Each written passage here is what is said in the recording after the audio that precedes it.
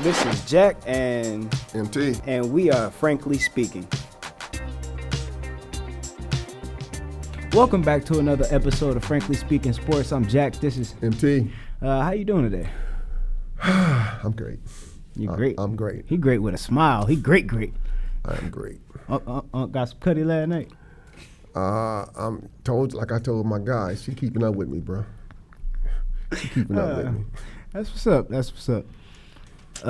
You get to watch any football this weekend? I did. We had a lot of good football games on this past weekend. I was really shocked at the Commanders. That one shocked me too. I'm not like, gonna lie. Are you kidding me? I'm not gonna lie. Jaden got that dog in him. He got that dog in him.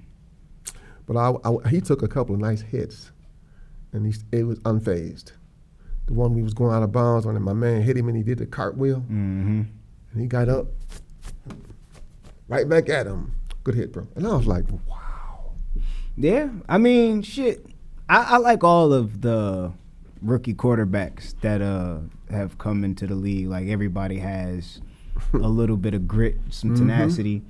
Caleb played all 17 games this season. First Bears quarterback to do that since Jake Cutler in 2013. So. Yeah, Bo Nix showed his flavor in that playoff game. I think it was a little too big for him. Mom was too big for him. It was good experience for him. I think he'll be all right. He has a lot of experience, playing so long in college and then having Sean Payton. He had a freaking career in college. Definitely. But I like everybody. I think Drake May is gonna be nice. Mike Vrabel, I believe, will help stabilize. He's a motivator. The Patriots organization, and I just kind of felt like that was a match made, already. I was actually shocked when he left Tennessee last season that wasn't the first. I was actually more shocked that they hired Gerard Mayo in the first place. Me as well. I was like, what is? And then one and done them. Yeah. Like, And then they say he shouldn't have won the last game because that cost him the #1 pick. And I was like, that ain't why they let go of the guy. No, come on now. Because you didn't tank. I mean, nah. Hot take alert. You'll get released for a lot less being a black head coach in the NFL. No doubt. So, ask Jim Caldwell. Shit, ask Lovey. Lovey got fired after 10-6 season. 10-6 season. He also got fired after giving us the first overall pick that allowed us to trade to Carolina and lined all of this shit up. So thank you, Lovey. I really fuck with Lovey, man. But yeah, it was some pretty good games. I kind of predicted the Texans beating the Chargers. I didn't expect that. I texted you this past week and told you I felt like that was an upset I saw coming. I felt that one in my spirit. Everything else pretty much went as I expected. Well, I felt like the Lions exposed the Vikings the week before that. You know what they say about the Lions? You play the week after and you just kind of drain. And I'm not gonna lie, we kind of got the Sam Darnold that we have been expecting. That like we were waiting on the wheels to fall off, in a sense. So, and it's interesting because he had a good season overall, but damn, that last month kind of screwed him because we have a recency bias, especially media, and they just look at tape in the last month of the games that he played. They weren't playing that good. He wasn't playing that good, and it's just like, well, damn, coming into a contract year, I don't think Minnesota franchise tags him because then you paying him in excess of $40 million. Well, see, I was thinking that it was way, way premature to project his market value really high. Like I'm hearing all these talking heads on TV nowadays. I'm like, I'm still going with McCarthy. I'm sorry, because Sam Darnold showed me who he was. Yeah, if I'm Kevin O'Connell, I'm definitely not hitching my wagon to Sam Darnold long term. But as far as other teams that need quarterbacks that aren't necessarily in position to, trade up and get a Shador or a Cam Ward, So speaking of Shador, with Dion talking to Jerry Jones, was that just teasing us? I believe so. Just me personally, because I think with them just giving Dak the contract that they gave him in the short term, and then him having a no trade clause in his contract in the long term, the only way he would go to Dallas is if he was comfortable not coaching Shador, in which I think he could be, but something tells me that that's what he wants to do if he makes the jump to the NFL. And I think it could be a possibility that, if nothing else, he's trying to get a re-up and a little more money from Colorado. You know what I'm saying? But it's intriguing nonetheless. It's something to talk about in the media. So, I mean, personally, I felt like he has hit his ceiling in Colorado. That's how I feel right now. I feel like if Shador ain't there next season, they're not doing what they did this year. I really feel, and Travis Hunter being gone too. I mean, shit, they could go get somebody after Travis, the transfer portal. Yeah. Yeah, but I'm just saying, I think the reason he was discussing anything with the Cowboys because he knows he's hit that ceiling at Colorado. It just ain't that big a draw. He was the draw playing with Travis and his son and so on. I mean, I think he still is. I think he has the power and the draw to recruit, because they just recruited a pretty damn good quarterback, if I'm not mistaken, a 5-star quarterback. They're still getting recruits. His NIL charm draw is you can't dispute that. Yeah. His NIL prospects. Yes, he's going to get you some money. I understand that. But in the scheme of things in college football, I don't think Colorado's going to do better. I think if he stays at Colorado, or if he goes to the NFL without coaching Shador, I really do think that's more of a passion for the coach, passion for the coaching side of it.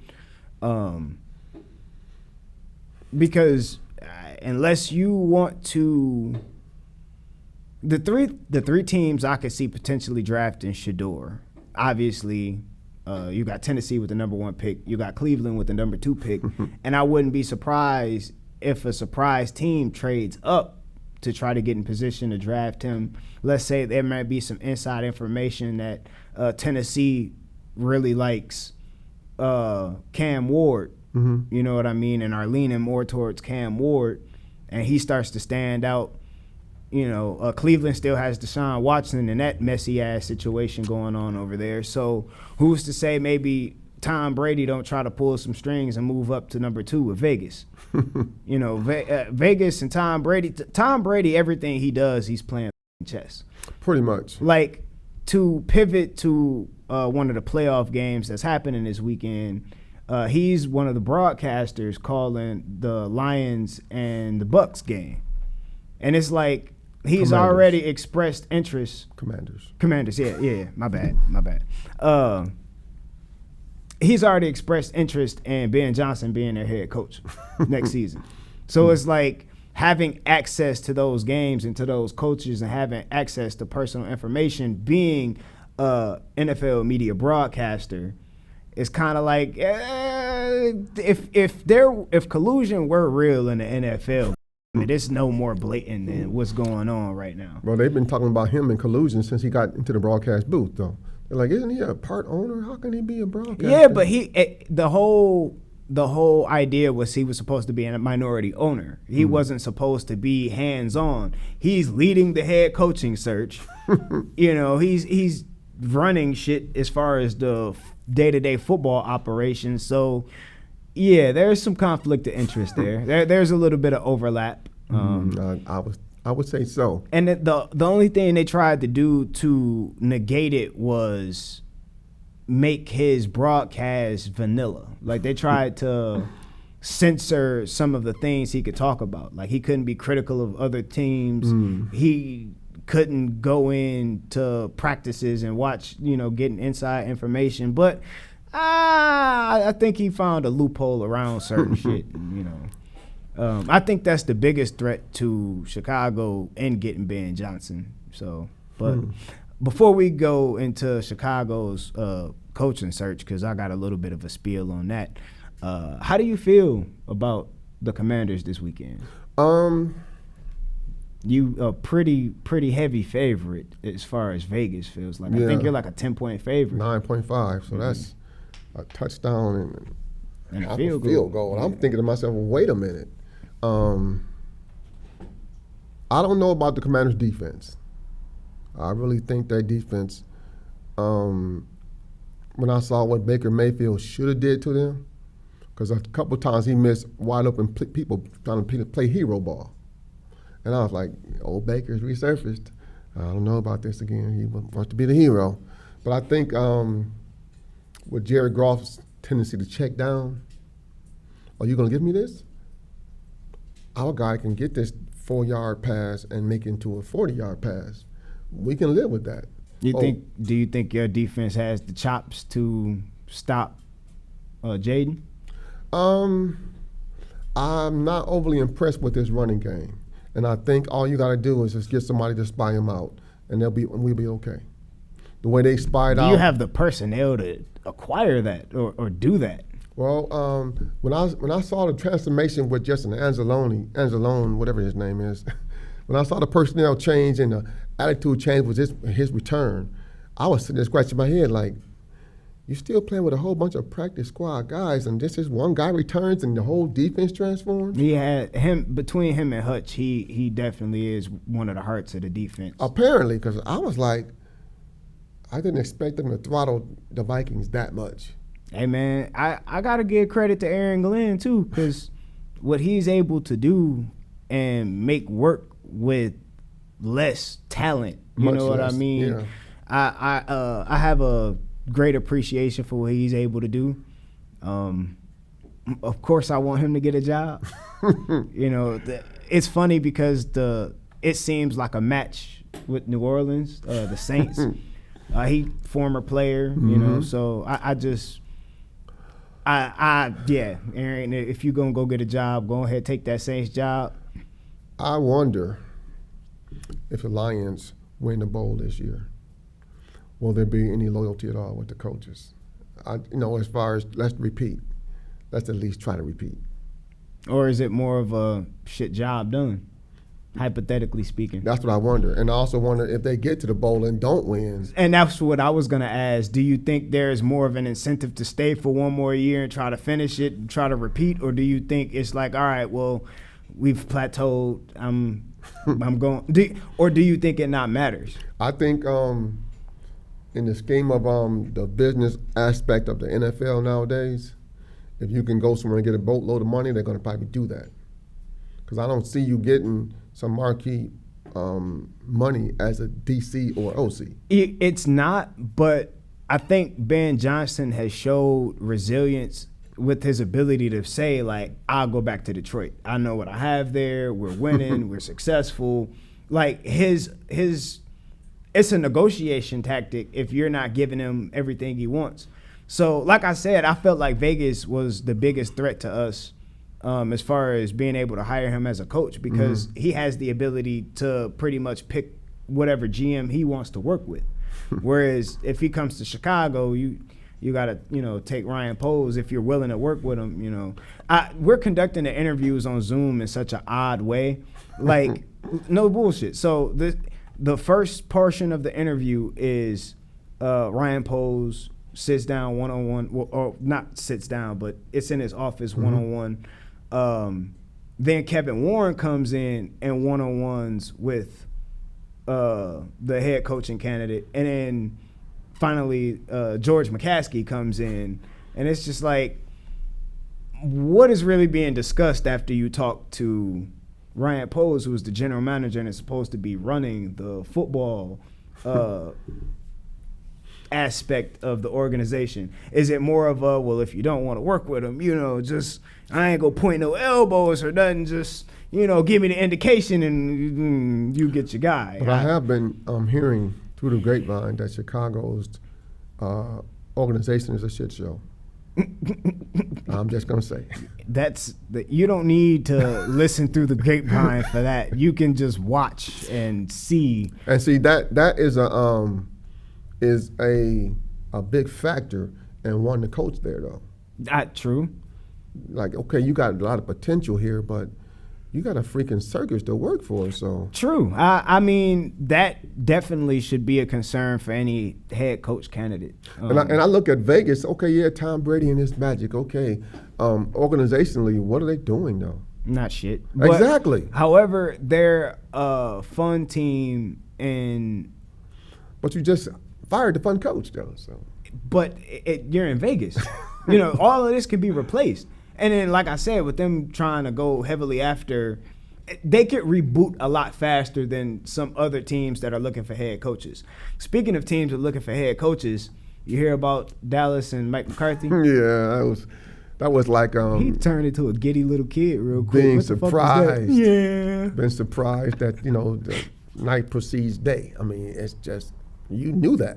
Yeah. They were just basically holding out a carrot. I do like Mike McCarthy as a coach, though.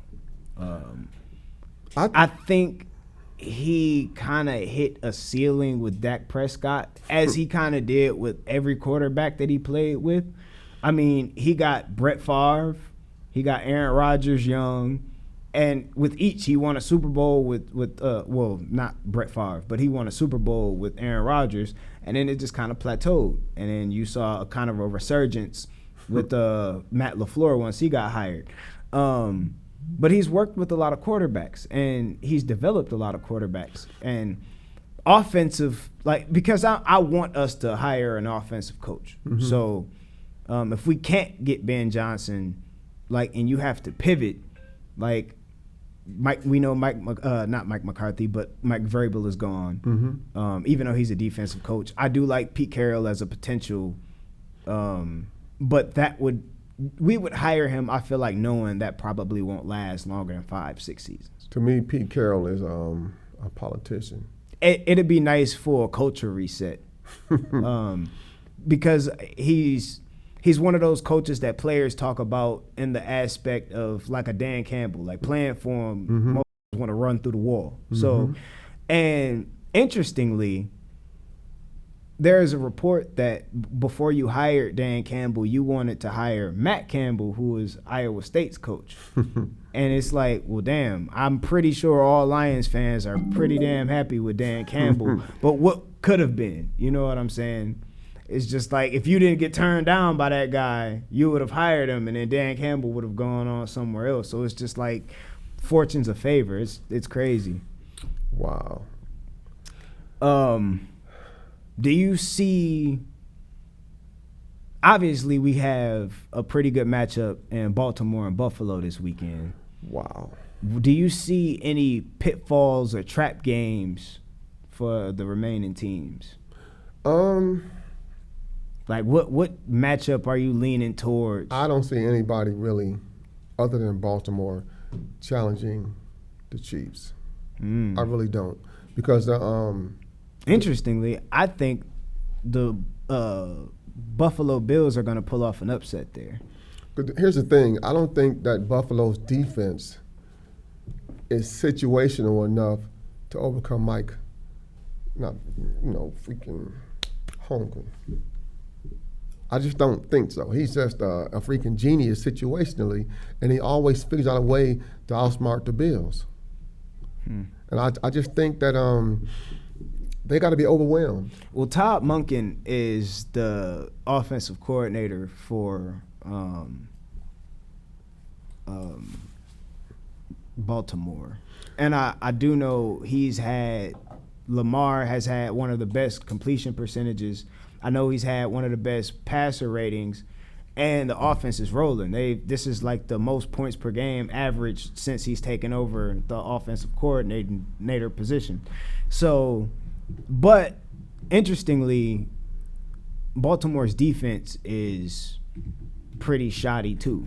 My whole point is I think that Baltimore can run with the Chiefs, and I don't think when I saw the way the Bills played the Lions, and I was like,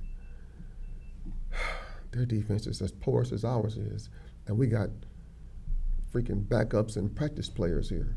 So Patrick Mahomes could just sit back there and just stir his coffee and just dissect them with surgical precision. And in my mind, so can Lamar Jackson. Mm-hmm. And then you got to factor in Derrick Henry. Mm-hmm. And I'm like, I was watching the Bills get ran on last weekend, and I was like, if that's Derrick Henry, that's going to be a shit show. The funny thing is I think that game is going to be a bloodbath, and then you have to turn around and face the Chiefs next week, and it's like, the Chiefs would be sitting there waiting in the Super Bowl. The only game, I know Lions fans ain't going to like me for this, but I feel like this might be a trap game. I feel like this may be a game that the Lions overlook, and it's something about Jaden, man. Like, when it's crunch time and it's time to go be clutch, he got that gene in him. Like, I'm not gonna, take nothing away from the kid. Like, I hear people talk about in Chicago, we drafted the wrong quarterback, and it's just like, dude, I like Caleb. I love Caleb. I think Caleb will have a great career. We got to get some other shit right. But I like Jaden, too. To me, I guess what the French call je ne sais quoi. That's what Jaden Daniels have to me. He is that. He's got those intangibles. He has that oomph. He's got those intangibles. And he's got a nice receiving core. I think, and his offensive line, to me, kind of let him down a lot. The funny thing is he actually has a pretty good offensive line. Like he had a better offensive line than what the fuck we had. We were working with. So everybody did, but okay. Thanks, Captain Obvious. I just think that the way I was watching Ben Johnson's scheme, that they're gonna make him one-dimensional, and they're gonna say beat us deep if you can. And he can. He can. But I think as I've been watching the playoffs, they've been letting these guys get a little more handsy in the secondary than they were in the regular season. We'll see. I'm still picking the Lions to win, but I it's one of those things where I feel like it could be a trap game. It could be one of those games that you kind of overlook, with looking to your next week's opponent and. Because it'll probably be Philly sitting on the other side of that bracket, and And Philly don't really impress me either, though. Yeah, nobody impresses you. The only people that impress you are the Lions. I'm impressed with the Chiefs. I'm impressed with the Ravens. That's bullshit. That's cap. Well, the Chiefs is cap because just a few weeks ago you were sitting here talking about how they were the flawed 15-win team. So and they were, but they still got to be beaten. Whatever. I ain't trying to hear that shit. I don't see anybody in the AFC that is making them shiver in their boots. I really don't. Only people I see them look over their shoulder with is the Ravens. Is that what makes winners? Because I hear stupid shit like, oh, well, Buffalo is Kansas City without the championships. But are the championships not what you fucking play for? And to say like Josh Allen is the most talented quarterback left in the playoffs is like, damn, so since when did Patrick Mahomes not get invited to the playoffs? Okay, whatever. Since when did Lamar Jackson drop out? You know what I'm saying? I'm listening to the narratives, and I think Josh is going to get the MVP. He's definitely getting the MVP, but I don't think he'll get to the Super Bowl. Well, I think the MVP has always, with the exception of Patrick Mahomes, been a snake bite. You get the MVP, and that's what you get. You don't get no Super Bowl, so take your little cup and go sit down somewhere. That's how I look at it. But I look at it and I say, I've never seen Josh Allen hit before. They always arm tackle him, push him out of bounds. And I say the stuff I saw Jaden take last weekend, I like to see somebody unload on Josh Allen. He's a big guy. He's 6'5", 230. Yeah, I know that, but y'all always just tackle him like he's made of cotton all the time. Let me see somebody just unload one time and hit him one good time. So then now, the next time he sees that lane, he's thinking about it. See, the funny thing is the same dynamic with Justin. He was fast. He's not just 6'5" and 230. He's fast. It's like he's the white Cam Newton. I don't think Josh Allen is that fast to me, though. I think he's deceptively quick, and he knows angles. But I don't think, in a foot race? Whatever it is, it's hard to get the angle to hit him, and then you still have to deal with this is 6'5" and 230 pounds when you do try to hit him. And the last time I checked, it ain't no Ray Lewis is left in the league. Personally, it ain't no Cam Chancellor's left. It ain't really no real head hunters. I mean, it's a couple dirty players. I like my Kirby guy Joseph, but whatever. Brian Branch, I like my guy. He brings the lumber. I really do. I think he brings the lumber. I think Chris Jones brings the lumber for Kansas City. I've seen guys. I just don't. It's almost like they got the memo. Don't hurt Josh. He's our next marquee player. He's the face of the league. Don't hurt him. When I see people tackling him, I'm like, he hasn't been hit yet. You notice I said Ray Lewis and Cam Chancellors. I'm talking some of the hardest hit that ever played the game. Like Ray Lewis hits instilled fear in me. Like I'm just.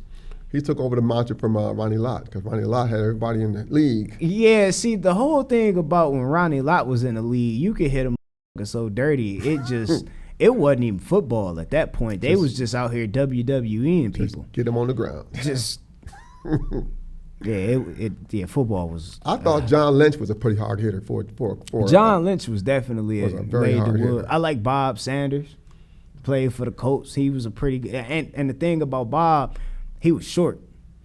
So he was short, strong, and compact. You know what I mean? I think Bobby Wagner is a pretty good hitter. Yeah. I like Bobby Wagner. He's a pretty good hitter. I like Bobby Wagner. I also like Fred Warner. Fred Warner is a good.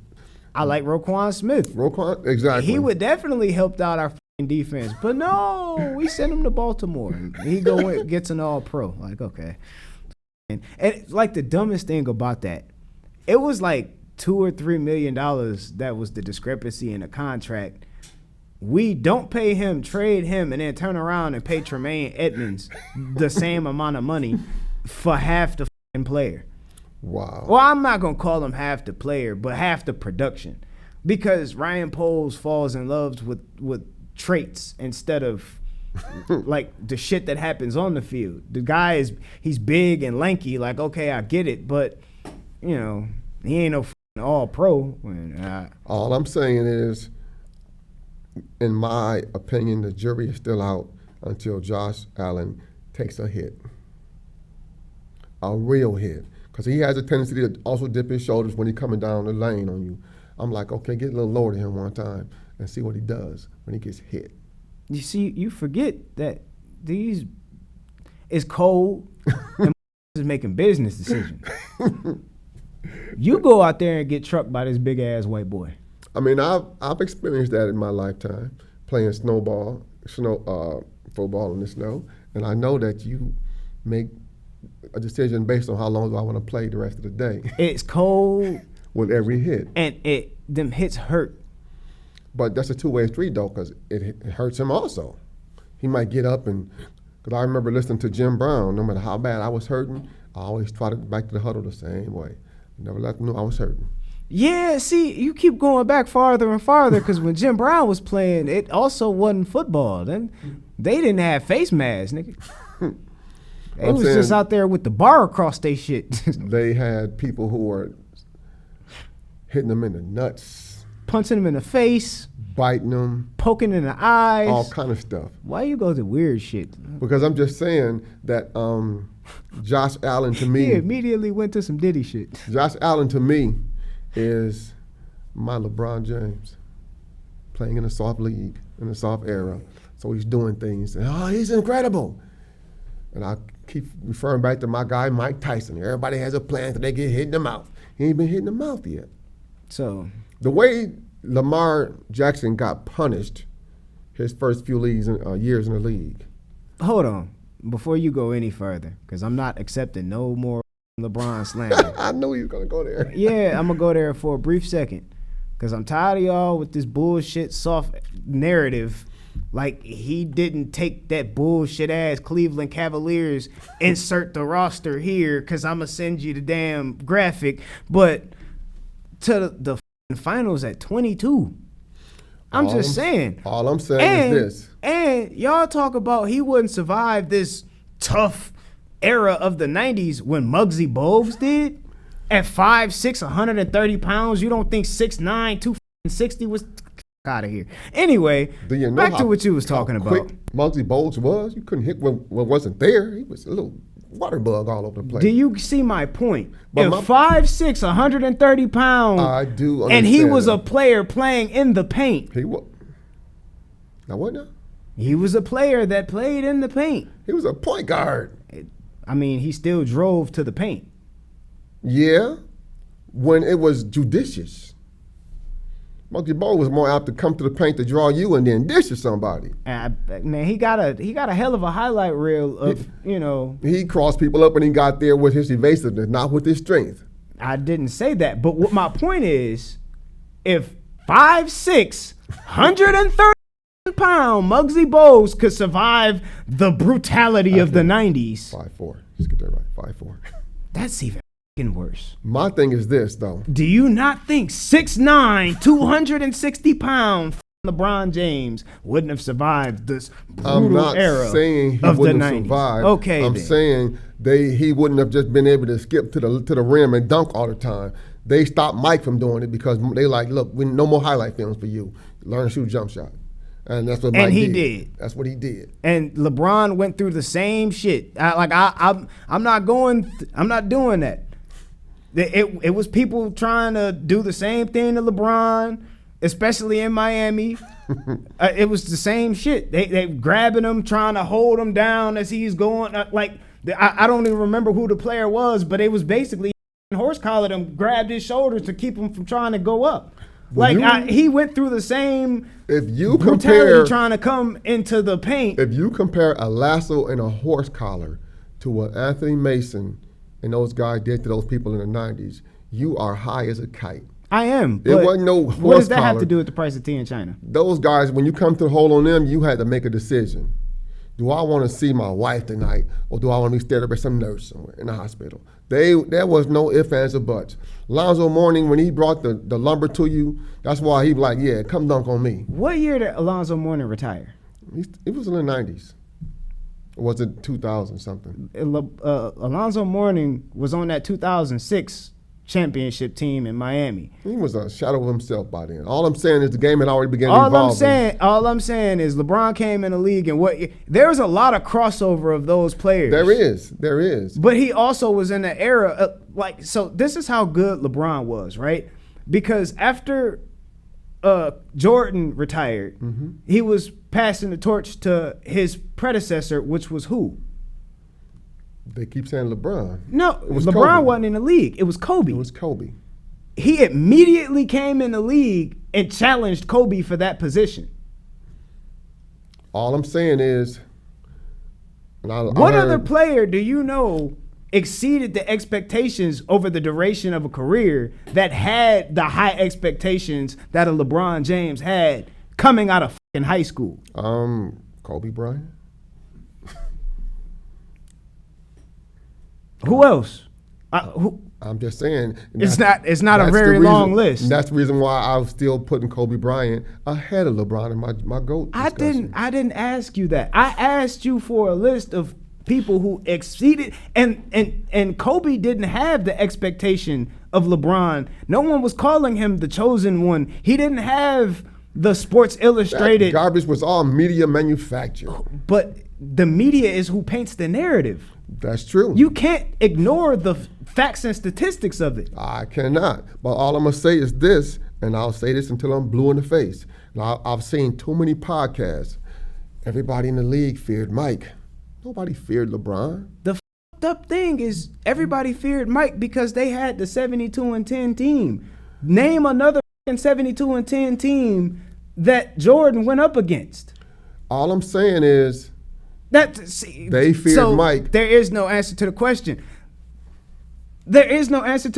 He never went up against another 70. He was the 72-10 team. So when you look at the Golden State Warriors when they broke that record, can you answer a question? Can you name a 73-9 Golden State Warriors team that Jordan beat in the manner that LeBron beat that 73-9 team? Well, if LeBron had did it all by himself, I cannot. I didn't ask that question.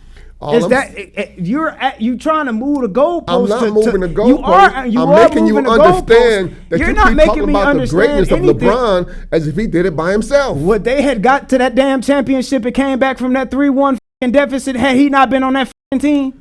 Had it not been from that stupid call with Draymond Green, he wouldn't have gotten there anyway. So did Draymond Green not come back for the end of that series?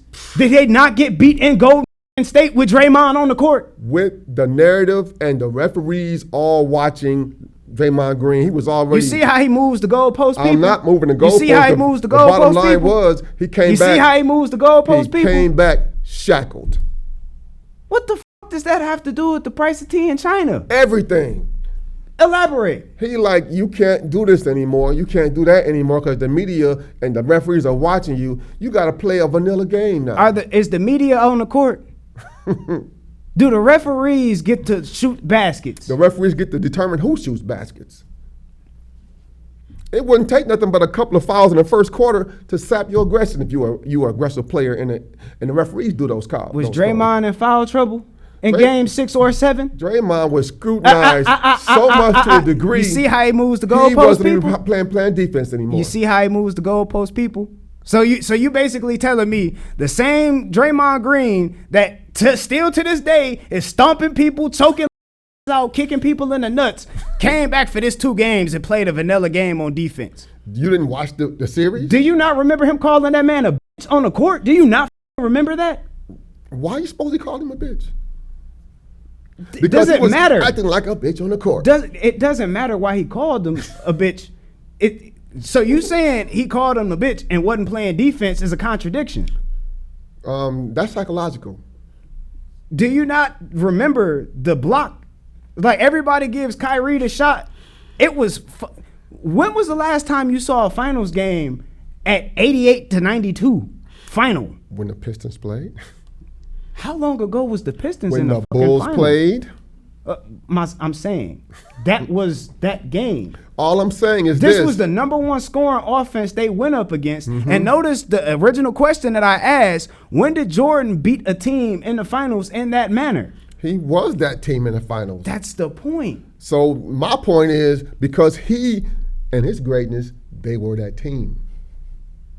LeBron was never on a team that dominating. Not with the Heat, nowhere. You notice you give Jordan the credit, but it was the team that he won with. It was the coach that he won with. It was also the fact that Jordan had such a domineering. Was great. Such a domineering. Right? What the fuck did Jordan win without Phil Jackson and Scottie Pippen? Not Scottie Pippen. Damn, you know who the fuck I'm talking about. Scottie Pippen. Dennis Rodman, Scottie Pippen. Yeah. You know who I'm talking about. So, can you name what he won without Phil Jackson and Scottie? Can you name what LeBron won? Can you answer my question before you ask another question? By himself. Do you see LeBron won with a multitude of coaches and a multitude. Can you name coaches that won without LeBron?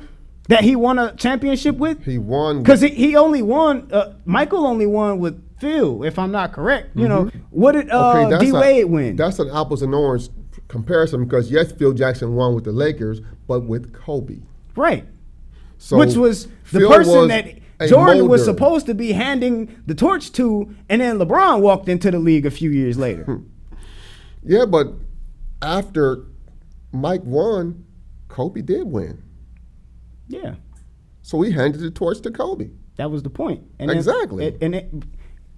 It was a little small, like 4 or 5 year gap, and then LeBron walked into the league and he immediately challenged him for it. He might have challenged him, but he didn't come into the league winning. So if that's your whole comparison, you got to go. Look at the roster that he had. I get what you're saying. You're sitting here comparing this shit like Jordan did. I mean, not Jordan. Kobe didn't win with Shaq. Yeah, he did. No, I'm saying when he came into the league, when he was young Kobe, he had a Shaq. He had prime Shaq. No, he didn't. He definitely had prime Shaq. Prime Shaq was Orlando. When did Shaq win his MVPs? He started doing that when he was bullying everybody and allowed to bully everybody. Which was his best fucking seasons. That's when he won. That's when he won MVPs. Because after that, he was losing MVPs to Steve Nash. We remember that shit. When Steve Nash was in Phoenix. I remember that. That was crazy. That was like, to me, politics and as usual. You could call it whatever you call it. I don't care what you choose to. If you choose to put lipstick on a pig, it's still a pig. Well, all I'm going to say is this.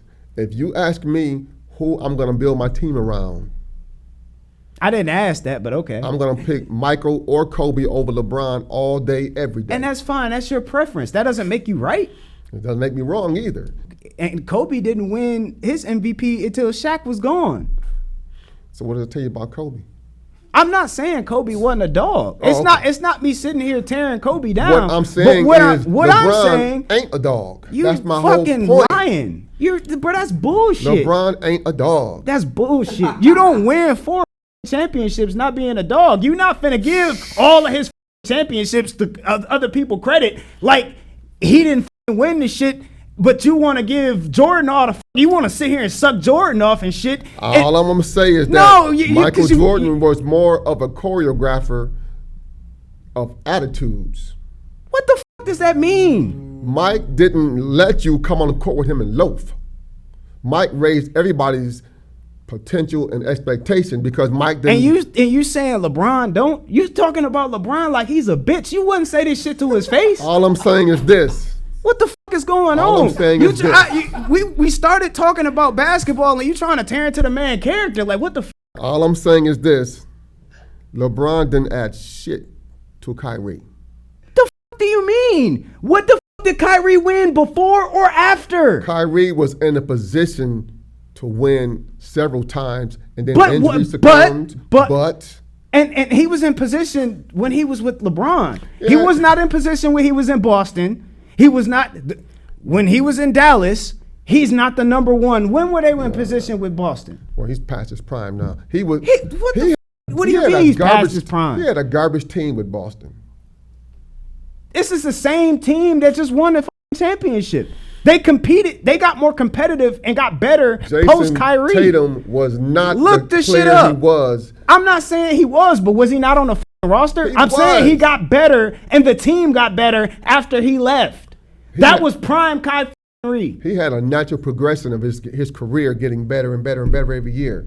Do you notice how you're avoiding my questions? I'm not avoiding. I'm telling you, you acting like LeBron was some savior, like he didn't have talent around him. I'm not saying he didn't have talent around him. I'm not saying he did it by himself, but you're making it seem like Jordan and Kobe did everything by themselves. I'm saying Jordan and Kobe basically were dogs. And so is LeBron. What the Where do you get this narrative? LeBron, Why? Okay, I'll ask you a question. Why isn't LeBron a dog to you? Attitude-wise, he is not a dog. What in his attitude don't make him a dog? I never saw LeBron push his teammates to be dogs. Michael did. Do you not watch LeBron? All the time. And I see him with Anthony Davis, who was as fragile as China. I can't force you to. You a grown-ass man. If you don't have the heart to go out and play, and you supposed to be, and we're talking about a 37, 38, 39, 40-year-old LeBron. We're not talking about prime LeBron. Do you know how soft Pippen was when he got to the Bulls? You don't understand that. The migraine headaches and all that excuses he used, he was soft. He was always soft. He was soft while he was playing with Mike. He wasn't. Yes, he was. He was taking games off. Did you not watch the documentary? I saw that. As far as the Kukoc thing, he wanted to be number one, and he couldn't be number one, so he like, I ain't gonna be number two. That was a character flaw. Jordan had shit to do with that. Jordan was suppressing it because he was good. And I don't want to bring out this narrative to make it seem like I'm just so anti-Jordan. I'm anti-Jordan fans because y'all rag on LeBron instead of appreciating the nigga greatness for the player that he is. You try to tear him down for what he don't do. Never assail LeBron James' greatness. I just will not put him as a GOAT. I'm sorry. I will not make him my GOAT. You don't have to make him your GOAT, but you're sitting here tearing a man down as if he's not a great player. And I have a problem with that. Yes, you are. All I'm saying is roll the tape back. Do you not remember the shit that just came out of your mouth? He ain't and I know Jordan. you trolling me and you're enjoying this, but the fact that I genuinely feel like this is how you think about this man is retarded. My thing is, I'm not gonna say LeBron James is Michael Jordan. I'm just not gonna say that. They're not the same player. Michael was a better player. That's all I'm gonna say. Mike was the GOAT. That's all I'm saying with that regard. But then my all-time great is still Kareem Abdul-Jabbar. Okay. Always gonna be Kareem. 2 Wilt, 3 Mike, 4 Kobe. LeBron would be number 5. Simple as that. In that order. Always. You feel like as an overall player, Jordan was a better player than LeBron? Yes. Who has better numbers? Numbers. I watched them both play. But numbers matter any other time. I watched them both play but in person. Numbers matter any other time. The eyes don't lie. Numbers matter any other time. All I'm saying is when I saw them play, I was more impressed with Kyrie than I was with LeBron. I got tired of him doing all that whining. Come to the hole like a freaking bull in a china cabinet. You touch him. Come on, ref. Jordan and didn't whine and cry too. Yes, he whined. And after he got done whining, he punished you. Mike would say, okay, that's how you want it. That's how we gonna do it. LeBron, he called me a bitch in front of my kids, ref. That tells me he had a character flaw and that he didn't have any heart. And we didn't. So Jordan has a character flaw because he walked over to the ref and told him, "Oh, Mike, I didn't see it. Mike, oh yeah, he touched my elbow. Oh, Mike, I didn't see it. Foul." So it's okay when Jordan whines and cries and complains, but because I have always said that Mike was a whiner. First of all, they're different players in different eras, and what was asked of LeBron was never asked of Jordan. You didn't ask Jordan to go play defense on your best player. He wasn't the best perimeter player because he had Pippen for that. You didn't need him to be the best interior player because you had interior defense. You had a Rodman on the boards. You had different big men throughout that period of time. Are you saying Mike didn't play defense? No, I'm not saying that. But what I'm saying is, if you could put Mike on your second best scoring option, whatever your opponent's second best scoring option, because you got Pippen on the first scoring option. Okay, riddle me this: who did LeBron stop? As far as your best offensive player, who did he stop? What I'm saying, okay, let me finish my point before you ask me a question. I need to figure out who he. So LeBron was never a stopper. Who did he stop? Do you not remember the block? You gonna base a whole career on one block? No. So that's the only chase down block you've seen. This guy has chased down blocks this season. I'm just gonna say your chase down block does not make you a great defender. That means you're still an athlete. But what was asked of him was to guard the best player. He's more than likely the best defender on the majority of those championship teams he played on. He was guarding the best player. Let me riddle you this. Please do. In the 90 finals, when Chicago beat LA, who ended up getting switched onto not Jordan, but Magic Johnson, because Magic Johnson was cooking the shit out of Jordan. Pippen. Exactly.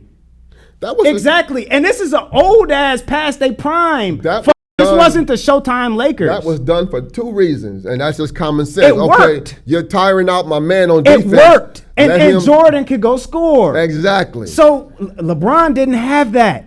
When did LeBron have that? Magic was not the scoring player. Magic was facilitating. But when he was on Jordan, because we're not going to act like Magic couldn't score. The primetime scorer for that team was James Worthy. Worthy wasn't even on that team. What? In the 90s, James Worthy wasn't on that team. What? Was he not? Can you look it up? Did he play in that finals? In 91, did he play in that finals? Yes. Yeah. What game is this guy watching? I watched this stuff live. Okay, so it wasn't James Worthy, but it was. Worthy was the primetime scorer. He was also past his prime at that point. He was still scoring 25 points a game. But he wasn't prime James Worthy. Like that whole roster, the whole Showtime Lakers team wasn't the same team when they played in that 90s finals. That was when Magic was retiring. It was just after they found out that he had AIDS and he did that national press conference and all that shit. That was 92. That was the next year. No, it was the same. It was. What year did Magic Johnson come out and say that?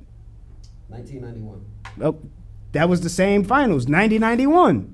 That's what I'm saying. It was the same time. That 91 finals was played in 92. I said 90-91. Oh, okay. 90-91. Here's the whole thing. And going back to my main point, which you already established. Magic they was never switched on to him because he cooked the shit out of him the first 2 games. He was never the primetime scorer on the Lakers. I never said he was. You just said he stopped the prime. Mike was playing the primetime scorer. No, he wasn't. No, I didn't. What I said was he cooked the shit out of him the 2 games, and they switched him, and that was the offense. They didn't look at the averages. Once Pippen gummed Magic up, the offense did gum up. But the fact of the matter was, Magic was never scoring then. You can do. They had Sam Perkins. They had Worthy. It don't matter because in those 2 games that they had won, Magic cooked the shit out of Jordan. Oh, in that 1 game they had won. Magic cooked the shit. Both of those games, Magic cooked the shit out of Jordan. Magic was tiring Mike out on defense. And then you made the switch so Jordan could do what? More offense. Name the player that LeBron got to play with that allowed him to do that. Or is he your primary rebounder, your primary defender, and your primary scorer, even though he's the best facilitating option you have? In LeBron James's era, everybody's roles. See how you try to because no. Instead of answering my question, when Mike was add playing, bullshit. Everybody had decided roles. In this LeBron James era, there's 7-footers throwing up 3-pointers. What year did Jordan retire? It's 2002, right? He was done for good in 2002. Yeah, pretty much. What year did LeBron come into the league? He was in the league before then. It was 2003. Was it? They never played? He was the 2003 class. 2003. Okay, my bad. The point that I'm saying is there is a lot of overlap. There's a lot of overlap. You talk about LeBron like he came in the league in 2012. No, my whole thing is when LeBron came in the league, all those great teams had already started aging. So there weren't more great teams? There were. Was the San Antonio Spurs not a great team when he came into the league? That's why they swept them, because yes, they were. See, Mike was never swept in the finals. He got swept in the playoffs, but it wasn't the finals. When you get to the final, you're supposed to be the cream of the crop, and you're supposed to get swept. Oh, wait a minute, Shaq got swept in the finals, didn't he? Wait a minute. I'm just saying. My whole thing, again, we go back Mike to— Mike wouldn't have tolerated that. We go back to— you had the best team in the league. I'm just saying. 72. You have yet to answer the question, when did Jordan face a 72-10 team? He couldn't face himself because he was the one that was 72-10. But you give him all the credit. Because if I'm not mistaken, were there not other years that Jordan played? Or is Jordan's career just 6 years? He's 7 years before he got his first title. He played like 14 seasons. Am I not correct? He played about 14 seasons? 13 and a half, 14, give or take, yeah. Okay, right? So it's not just the 6 seasons. No. He didn't win the other 8. 15 seasons. 15. I know Jordan also led the league in scoring for a number of years. That's cool. There was no there wasn't premier scoring. I'm not taking any. It was a defensive league then. Dude, that's why they moved. Dominique Wilkins averaged over 30. Larry Bird averaged around 30. I'm not saying there weren't other great offensive players. There were a lot of great offensive players. The vast majority of the league were defensive. Like the teams were defensive. No, there were rugged teams. But that wasn't. So you can look at the 3-point averages. When they moved the lineup, the scoring averages went up in the league. Like, it was a reason that they were trying to cater to make it more offensive because it was more the TV ratings. It was more marketable. And I would say that LeBron James is a market-driven and a marketable commodity. That's what I would say. My whole thing is, you still haven't answered my question. There is no answer to that question because it didn't exist. When you are on a pin, okay, so you're saying that Mike was the best, but LeBron beat the best. That's what you're saying. That's what you're saying. And I would say, yeah, but these are different eras. And then they went out and added a fucking Kevin Durant to a 73-9 team. And it's like, yeah, LeBron, go try to beat that. Oh, yeah, we hurt. Because every team that he played for, he was the most durable player. He would be the only player that would play all the games. All your other superstars would be fucking hurt. All the other star players would be hurt. And the thing about that made it, to me, a little bit less incredible because LeBron took too many plays off.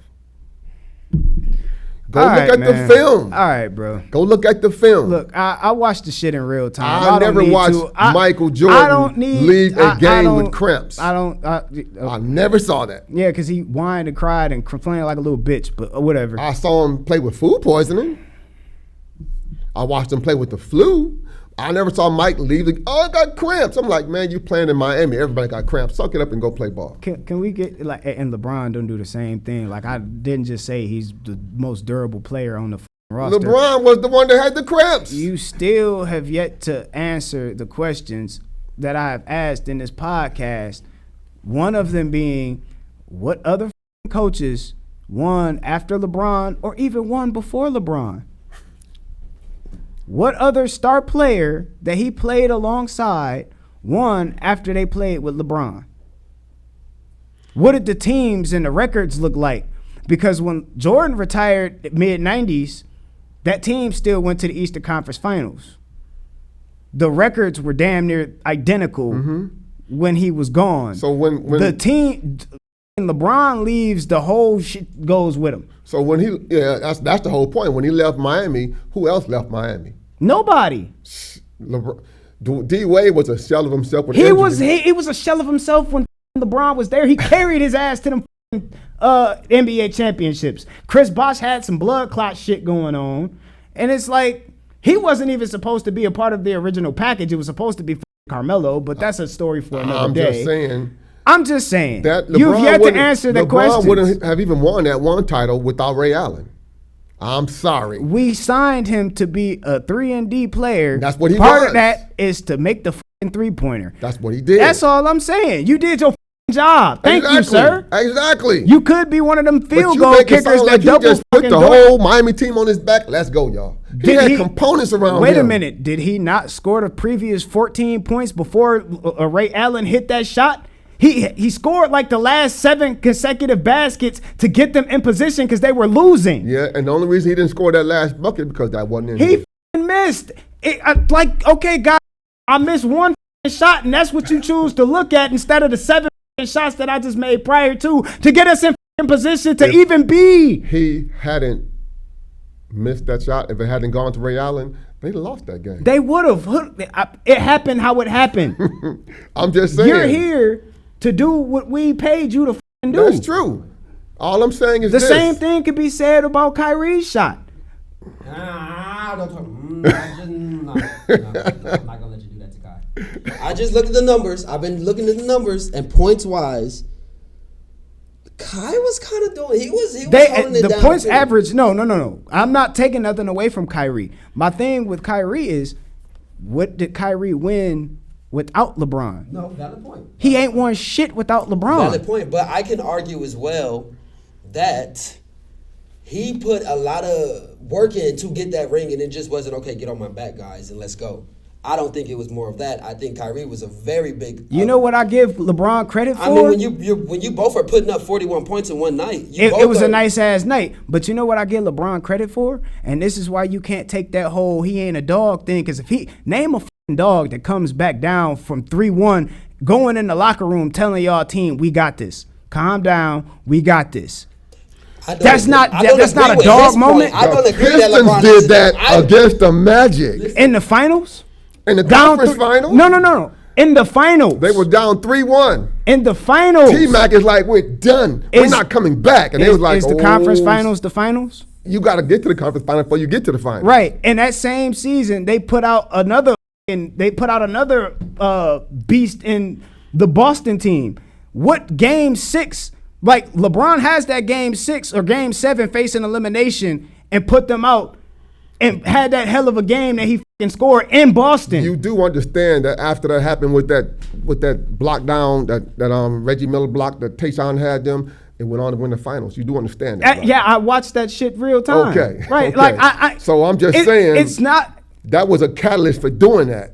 Coming back from 3-1, beating the Pacers, and then beating the Lakers. No one else has done it in the finals.